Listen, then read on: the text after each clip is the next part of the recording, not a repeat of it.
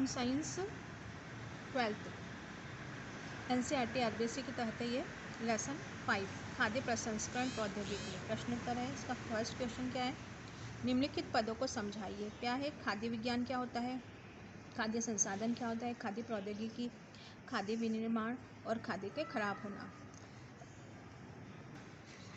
इसमें खाद्य विज्ञान क्या है, खाद्य विज्ञान एक विशिष्ट क्षेत्र है जिसमें आधारभूत विज्ञान विषय जैसे रसायन, भौतिक, पाक कलाएं, कृषि विज्ञान और सूक्ष्मजीवी विज्ञान का अनुप्रयोग शामिल होता है।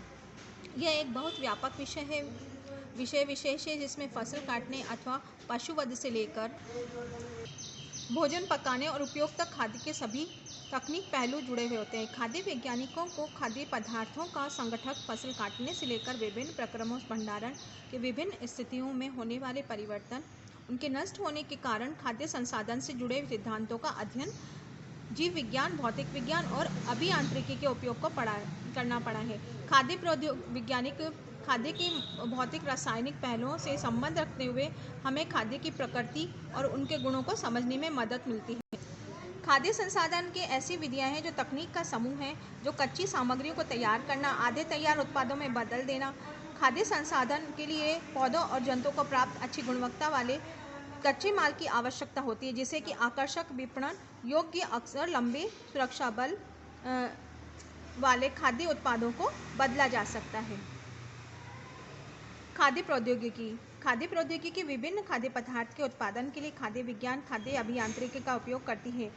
इसका लाभ उठाती है। खाद्य प्रौद्योगिकी का अध्ययन विज्ञान और प्रौद्योगिकी का गहरा और सुरक्षित पोषक तत्व, संपूर्ण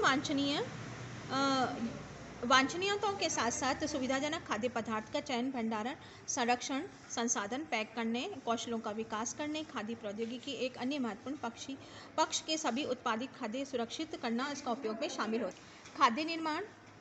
खाद्य विनिर्माण में वैज्ञानिक द्वारा प्रौद्योगिकी का उपयोग करके कच्चे माल का मध्यवर्ती स्तर पर तैयार खाद्य पदार्थ अथवा तुरंत खाने के लिए तैयार उत्पादों को बदला जाता है। इसके अंतर्गत स्थूल, नाशवान और कभी कभी खाए जा सकने वाले पदार्थों का अधिक उपयोग, सांद्रित, लंबे समय तक स्थायी रहने योग्य स्वादिष्ट खाद्य पदार्थ को बदलने के लिए विभिन्न उपक्रमों का प्रयोग में लाए।